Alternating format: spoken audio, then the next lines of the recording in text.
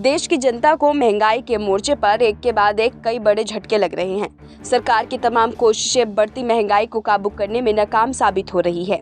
बीते दिनों खुदरा मुद्रास्फीति 8 साल के उच्च स्तर पर पहुंच गई और अब थोक मुद्रास्फीति में भी तेजी वृद्धि देखने को मिली है। सरकार की ओर से मंगलवार को जारी किए गए आंकड़ों के मुताबिक अप्रैल में थोक महंगाई दर 15.08% के उच्च स्तर पर पहुंच गई। इससे बीते महीने मार्च में ये 14.55% पर थी। अप्रैल में थोक महंगाई दर 15.08% के उच्च स्तर पर पहुंच गई। मार्च में थोक महंगाई दर 15.08% थी। थोक महंगाई का ये आंकड़ा बीते 9 साल में सबसे बड़ा है। थोक महंगाई के नए रिकॉर्ड स्तर पर पहुंचने में सबसे बड़ा हाथ खाद्य से लेकर जींसों तक की कीमतों में बढ़ोतरी का है। यहाँ बता दें कि इससे पहले साल की समान अवधि में थोक महंगाई दर 10.74% पर थी। गौर करने वाली बात यह है कि थोक मुद्रास्फीति पिछले साल अप्रैल से लगातार 13वें महीने दोहरे अंकों में बनी हुई है।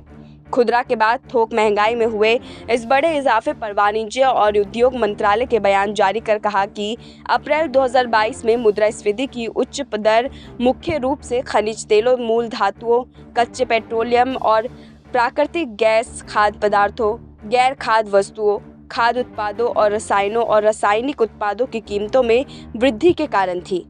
सरकारी आंकड़ों पर नजर डालें तो खाद्य पदार्थों से मुद्रास्फीति 8.35% रही, क्योंकि सब्जियों, गेहूं, फलों और आलू की कीमतों में एक साल पहले की तुलना में तेज वृद्धि देखने को मिली। इसके अलावा ईंधन और बिजली में मुद्रास्फीति 38.66% थी, जबकि विनिर्मित उत्पादों और तिलहन में यह क्रमश 10.85% और 16.10% थी। कच्चे पेट्रोलियम और प्राकृतिक गैस की मुद्रास्फीति अप्रैल में 69.07% थी। गौरतलब है कि पिछले सप्ताह सरकार की ओर से जारी किए गए आंकड़ों के मुताबिक देश में खुदरा महंगाई दर अप्रैल में बढ़कर 8 साल के उच्च स्तर पर पहुंच गई है। ये मार्च महीने में 6.95% की तुलना में अप्रैल में 7.79% की दर में बढ़ी है। इसके साथ ही आपको बता दें कि खुदरा महंगाई दर लगातार चौथे महीने रिजर्व बैंक के मुद्रास्फीति लक्ष्य से ऊपर रही है।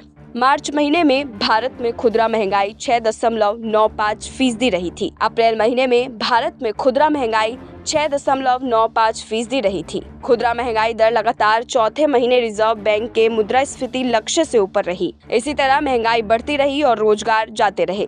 तो कई रिपोर्ट के अनुसार भारत की 30% आबादी जो निम्न मध्य वर्ग का हिस्सा है, वो गरीबी में तब्दील हो जाएंगे।